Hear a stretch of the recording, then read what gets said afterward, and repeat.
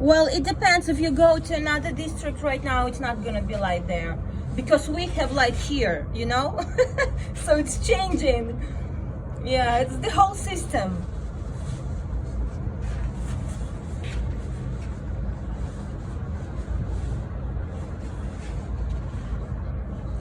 Well, listen, what I want to say. I want to say about this. I want to say that about basically what's going on.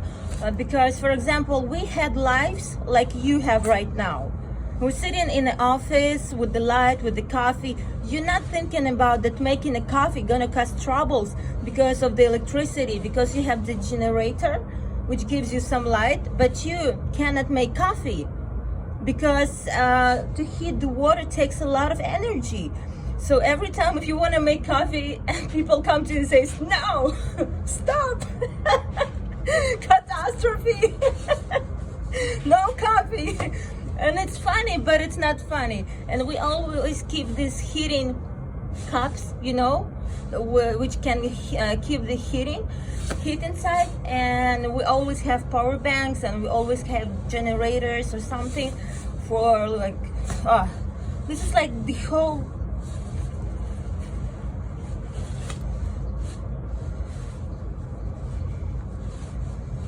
Yeah, okay, no problem. So, okay, tell me when we're gonna go on air, so I will... this is right now, okay. Well, I thought we are gonna go somewhere, okay. So show me the people, I'm gonna talk to people. If they... okay. Okay. Okay, I got it. I thought we're gonna go somewhere. So, for example, Kiev is before big war. It was around 5 million people. So 5 million people were living in Kiev before full invasion of Russians. Right now, when the big war started, the biggest part of the people in the city left. And the mayor Klitschko, our boxer, he said, like, people, come on, leave the city. This is it. Like, just soldiers, volunteers, and people who can do something effective for Ukraine, you can stay there. If you can't, just leave the city. And at first time, Klitschko and the government was like, please leave the city, blah, blah, blah. And then when it was more and more and more dangerous, Klitschko was like very angry at people, and he was like almost yelling, come on, leave Kiev, this is it, we don't need people here. Because even here, I was standing on this balcony and I was watching like Russian terroristic organizations were trying to do some not good things here, and I was on the balcony for the curfew for 3 days, because we had the curfew for 3 days sometimes, and we were not allowed to go outside because Ukrainian army, Ukrainian police were trying to protect people and trying to find out all these Russian terroristic organizations or army or whatever it was here. And I was shocked because I was sitting, I would tell you, I was sitting on this sofa and I was watching like our police and military are working, because it was like in a cartoon. I wanted to take the popcorn and like sit, eat and watch, like, oh my gosh.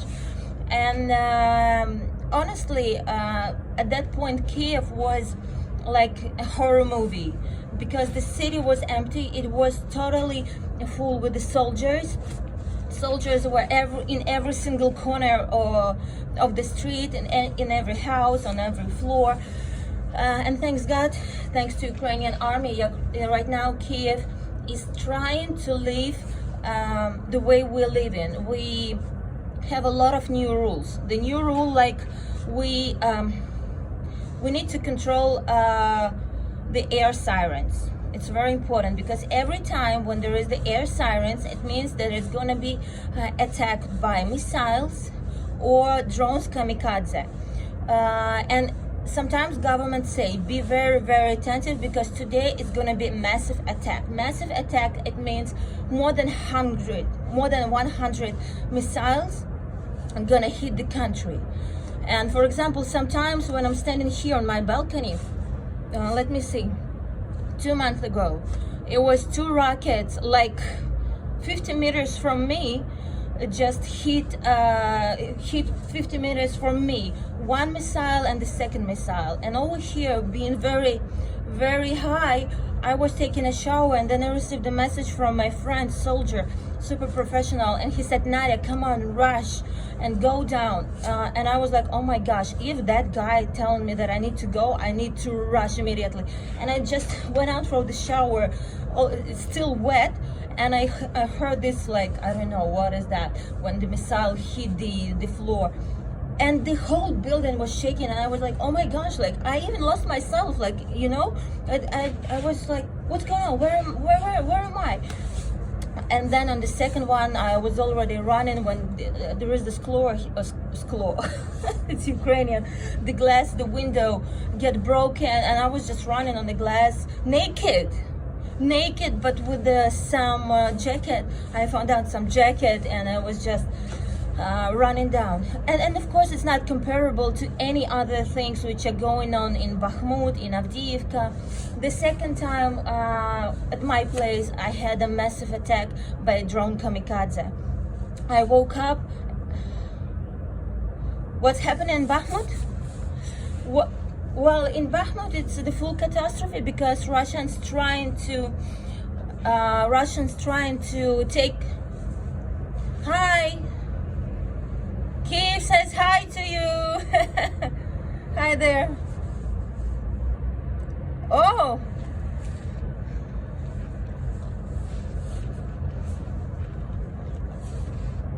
Cool.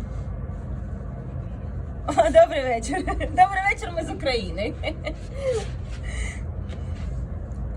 Да, ви з Києва, да? Ви киянин, круто. Ну, в общем, да, Київ.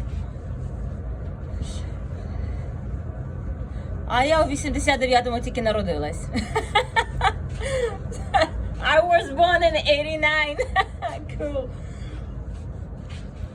Yeah, so about... Well, yeah, what about Bakhmut? Every time on the war, there is some specific cities, specific places where Russia trying to attack to take the city. Right now, it's Bakhmut. Before that, it was Mariupol. Before that, it was Kharkiv area. Before that, it was Kiev suburb. So every time is like that. Bakhmut is not a little, but medium city.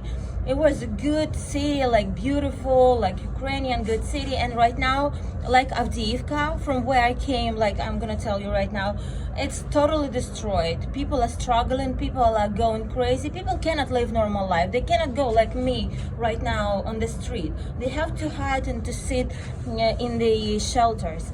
And for example, Avdiivka, from 2014, I started my volunteer career when I was it was Maidan, then started Russia annexed Crimea, then Lugansk, then Donetsk, and I started to go to different cities of Donetsk to perform in front of the soldiers, to help civilians, and I was started to visit Avdiivka. Avdiivka, it's a frontline city always, so there is Avdiivka and like 700 meters Russian troops. And the city was very beautiful. The city with the parks, with the huge factory, with the bicycle roads, with the tennis court, with the football field, with the beach, little beach, like beautiful little city. 2 days ago, I came from Avdiivka. Avdiivka is almost totally destroyed. No people. It's like there are some people who still trying to keep the city alive, who still trying to take care about water or some other things, but for 9 months there is no heating, there is no electricity, there is no any convenient any things which can bring you to normal life. So basically people left Avdiivka and they left to the closest city. So every time when I come to Avdiivka, I come like to people who moved from Avdiivka to another city. and I bring them personal belongings, clothing, some food, some medicine, because it is there at those places, but it's not enough, and people lost everything. They lost everything, totally everything. Because, for example, one lady came to me and she took the head, winter head, and I said, she said, like, can I take this one? And I'm like, of course, I brought this to you. Come on, take it. And then she found another one head, and she's like, oh my gosh, can I take this one too? And I was like, Jesus Christ, she has nothing. She has just these two heads. And I was like, no, it's like everything what's going on, it seems like Steven Spielberg gonna go out and say, it's a wrap, thank you. This is beyond normal things. And again, if coming back to the beginning of the story, we had the lives like, thanks God, you have in America, Europeans have, we had normal life, successful, beautiful, normal life. And now people are begging for some food or something. What about the soldiers? Soldiers are very matured. They're tired. They are very tired, but emotionally they do understand that they what they're fighting for. They know people like myself who support Ukrainian army. They know little kids, the future of the country. They know how many talented people we have, poets, Ukrainians who live in America right now, and other athletes, no matter, like basically people. And they know that anytime when Ukrainian soldier says, I need this one, a lot of Ukrainian volunteers, hey, we're ready to help you, no matter what is this. Is this a Bayraktar or this is just socks or something? So this is one very important thing which keeps Ukrainian soldiers keep fighting and don't give up. Another thing that what I noticed, that we really appreciate American support, really appreciate of people, of Ukrainians living in New York, in America, or from Americans, because we do really understand. If not the support of America, of Europe, for us it could be a whole tragedy. It could be, we even don't want to think.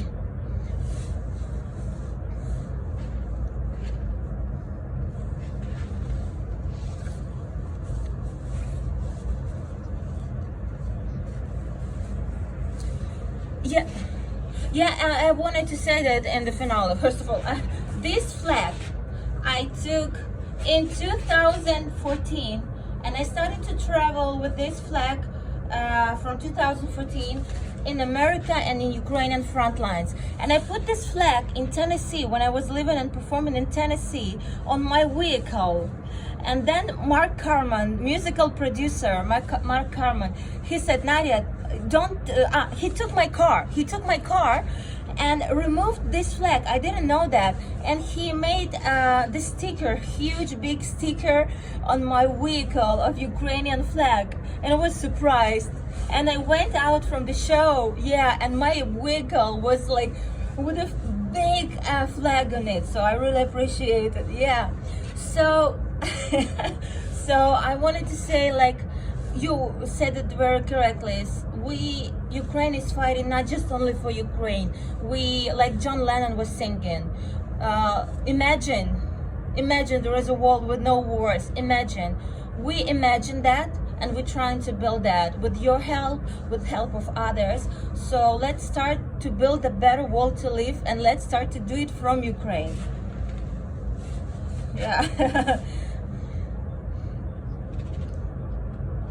Thank you for supporting Ukraine and having me on this event. It means a lot. It really means a lot, because sometimes we're like laying down to sleep and you feel totally heartbroken for the nature, for the animals, poor animals, for the people, for everything. And you like, Jesus Christ, please give me possibility to wake up, and wake up not just physically but emotionally, because we also want not to exist. We want to live. We want to live. We want to improve. We want to have a normal life, the life we had before. Yeah, thank you so much, and have a good day, everybody. Good night.